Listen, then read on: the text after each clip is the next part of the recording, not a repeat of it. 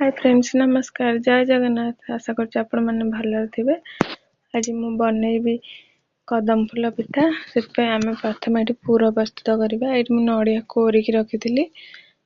Pan प्रथम नड़िया देदेबा, अल्प छेना देदेबा, से मीठा पाई चीनी देदेबा, गुड़ भी नेले हम। सेटा को हल्का भाजीबा। ये मु गुजराती और मरीचर गुंड दे दीसी। ଏବେ ପୁରଟା ଆମର ହେଇଗଲାଣି। ଏଟାକୁ ସାଇଡ କରିଦବା। ଏଠି ମୁଁ ଫୁଲ ପିଠା ପାଇଁକା ବିରିୟାନୀ ଚାଉଳ ନେଇଛି ଅଳ୍ପ, ତାକୁ ଆଗେ ବତୁରେଇ ଦବା ପାଣି ଦେଇକି।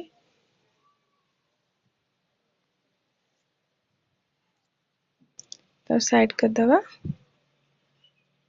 ଏଇଠି ମୁଁ ଅରୁଆ ଚାଉଳ 4-5 ଘଣ୍ଟା ଆଗରୁ ବତୁରେଇକି ନେଇ ଯାଇଥିଲି। ସେଟାକୁ ଏବେ ଆମେ ଗ୍ରାଇଣ୍ଡ କରିବା। तो ग्राइंडर जार देदेबा, से अल्प पानी देबा, ताकू भल कि चिकन करी बाटिबा। एमती पूरा प्लेन करी बाटी देइछि। एटा भल भाबरे बाटी जाइछि। एबे हमें ताकू जंतीबा। गोटे कढ़ई मु नै जाइछि, से अल्प पानी देबा।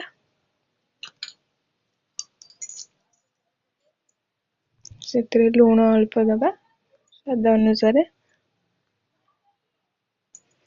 जेहेतु एटा कदम फूल पिठा, कदम भितरटा हलदिया, से अल्प हलदी गुंड देबा।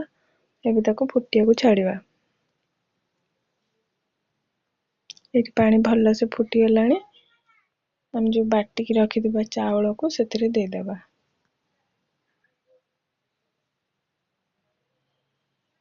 देले ताको एमती एबे घांटी चलेबा, लगातार छाड़ीबानी। छाड़िले एटा बिंडा हो जिवो, पिठाटा भल भाबरे गढ़ी हेबनी। एमती ताको लगातार एपट सेपट करी घांटी चलेबा।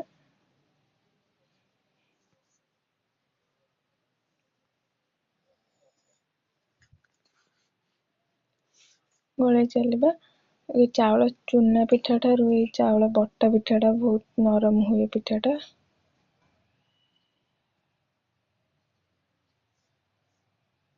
ये टिके अधिक समय लगे। ताको जंतिबा पई घांटी की भी हाथ काटे। ये अधा हो गलानी, ताको सेमती घांटी चलेबा। एटा जेतले हेइजिवो तार कलर चेंज हो, पूरा हळदी कलर हो। एबे धळा देखाउची, एटा हेइनी, कंचा अछि।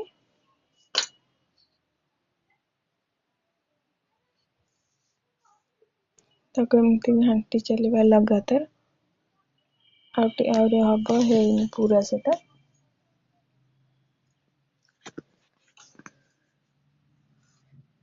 हेई आसलानी तଳ गुडा जो गुडा हेइ जाउचे, सेटा देखो अल्प हळदी हळदी देखाउचे। एबे एटा हमरा हेइ आसलानी। तथापि आउ ताको हम अल्प आउ टिके 5 मिनिट जंतिबा।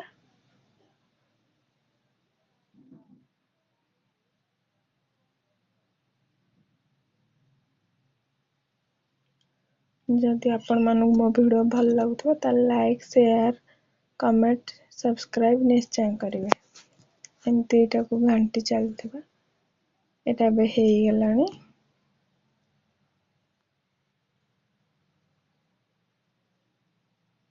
हेइ गलानी। हम अब गैस बंद कर देबा, त ठंडा होबा छाड़ देबा। एटा ठंडा हो गलानी। मो एठी आगुरु 2टा पिठा गढ़ी नै जाइछि। एठी आपण पिठा गढ़ी की देखौछि। प्रथमे अल्प से जो जंता चूना को नबा, से जो जंती से चावल बटा को गोल करके जेमते मंडा पिठा ता गढ़ुचे, सेमते मंडा पिठा परिका करबा। खाल करबा, ता देरे नड़िया पूरा को दबा। तार मुहटा को बंद करबा।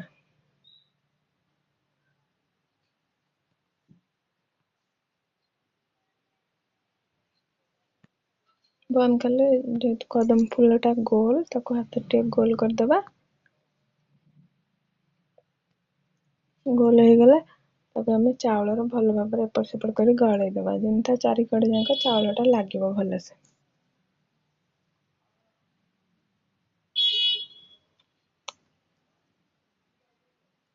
सेमती बाकी पिठा गढ़ीबा। आउ गोटे मु गढ़ी की देखौछि।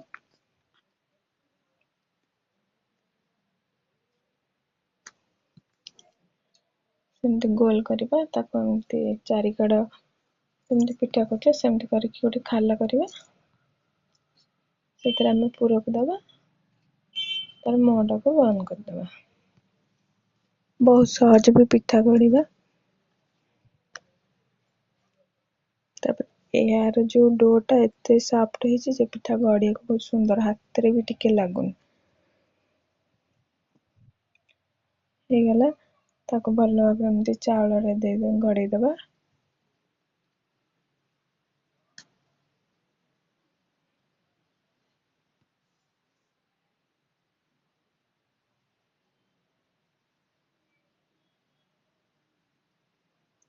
ହେଇଗଲା, ଆଉ ବାକି ସବୁ ପିଠା ଗୁଡ଼ିକ ଆମେ ସେମିତି ଗଢ଼ିଦେବା। ଏଇଠି ମୁଁ ଗୋଟେ ଇଟିଲି ଛାଞ୍ଚ ନେଇଛି, ସେଥିରେ ପାଣି ଦେଇଦେଇଛି ଅଳ୍ପ। ପାଣିଟା ଉଷୁମ ହେଇଗଲାଣି, ଇଟିଲି ଛାଞ୍ଚ ଇଏରେ ତେଲ ଲଗେଇଦବା ଭଲସେ। କଦଳୀ ପତ୍ର ଥିଲେ ହେଇଥାନ୍ତା, କଦଳୀ ପତ୍ର ନାହିଁ, ତେଲ ଲଗେଇଦବା ଭଲସେ ଛାଡ଼ିବ। ତା ଦେହରେ ସବୁ ପିଠା ଯୋଉ ଗଢ଼ିକି ରଖିଥିବା ପିଠାକୁ ଗୋଟେ ଗୋଟେ କରି ଦେଇଦେବା।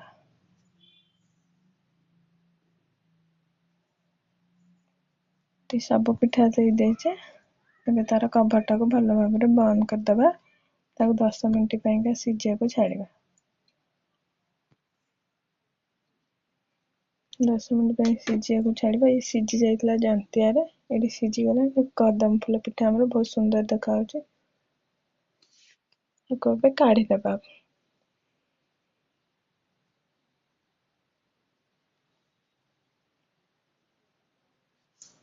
କେତେ ସୁନ୍ଦର ହେଇଛି, ତା କଲର ବି ସୁନ୍ଦର ଦେଖାଯାଉଛି।